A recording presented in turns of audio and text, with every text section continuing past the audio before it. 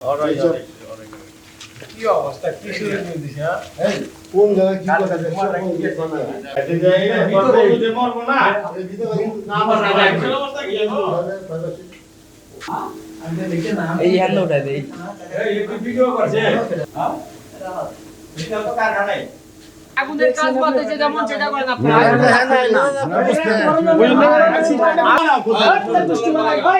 কারখানা বন্ধ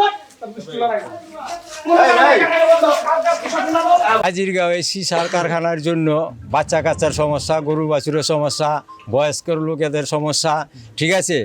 আমরা এই দিন রাত পরিশ্রম করে আমানুল্লাহ আমার ভাইকে পাস করাইছি, রাত নাই দিন নাই পরিশ্রম করে এই বাটটির বিকাশ পেমেন্টে 10,000 টাকার বেশি অফার।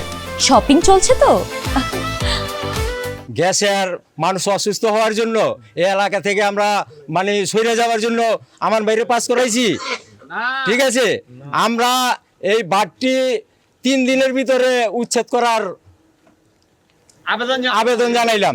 3 দিনের ভিতরে যদি এই বাটটি উচ্ছেদ না করা হয়, আমরা আমার ভাইয়ের বাড়িতে লোকজন নিয়ে জড়ো করব, আমার ভাইকে জানাবো যে এই বাটটির জন্য আমাদের গ্রামবাসীর সমস্যা হইতেছে, বাচ্চা কাচ্চার সমস্যা হইতেছে।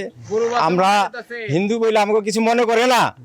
আজকে এই হিন্দু ভোটের জন্য আমান ভাই সারা বাংলার বিএনপি আজকে এই হিন্দু ভোটের জন্য আগায় আছে, ঠিক আছে। আমরা আমান ভাইয়ের কাছে অনুরোধ জানাই যে এই বাটটি 3 দিনের ভিতরে উচ্ছেদ করার অনুমতি দিক। আমাদের ফসল হয় না, কিছু হয় না, গাছপালা নষ্ট হয়ে গেছে, বাচ্চা কাচ্চার সমস্যা হয়ে গেছে, নাইকল জৈরা পইরা গেছে, ঠিক আছে। আমরা অতি তাড়াতাড়ি এই বাটটি উচ্ছেদ করার জন্য আমরা আবেদন জানাইলাম।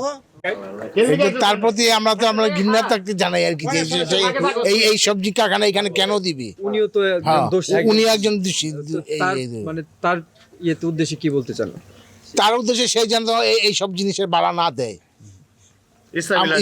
যেই হোক এই মালিকানা যেই হোক, আমি এটা তো জানি না যে হ্যাঁ প্রতাপশালী ব্যক্তি যেই হোক, সে এইসব কার্যক্রম যাতে এই বাড়া না দেয়।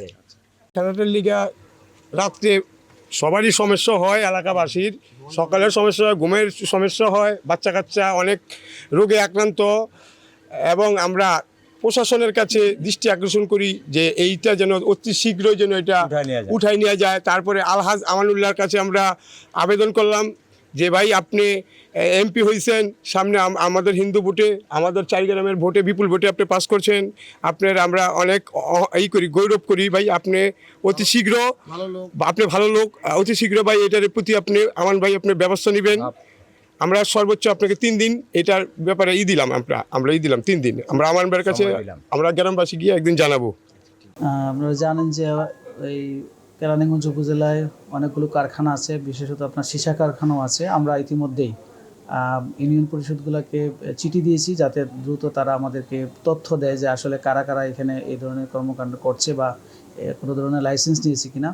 তো এই তথ্যগুলো আমাদের কাছে কিছু অংশ চলে আসছে এবং আরও কিছু আসবে। আসার পর আমরা সামগ্রিকভাবে আমরা পুরো চিত্রটা দেখে যে আসলে কারা এখানে বৈধ এবং অবৈধভাবে কাজ করছে সেটা আমরা আইডেন্টিফাই করে দেন যেগুলো অবৈধ কারখানা আছে আমরা এগুলো বন্ধ করে দিব। এবং পাশাপাশি যেগুলো আপনার পরিবেশ বিধ্বংসী সেখানে কোনো ছাড় নেই। আমরা ডেফিনেটলি এই পরিবেশ বিধ্বংসী যে কোনো ধরনের কর্মকাণ্ডের জন্য আমরা অবশ্যই আইনানুগ ব্যবস্থা নেব, সেটা সীসা হোক আর মাটি কাটা হোক আর যে কোনো ধরনের পরিবেশ বিষয়ক আপনার কর্মকাণ্ড ঘটালে সেটা আমরা অবশ্যই আইনানুগ ব্যবস্থা নেব।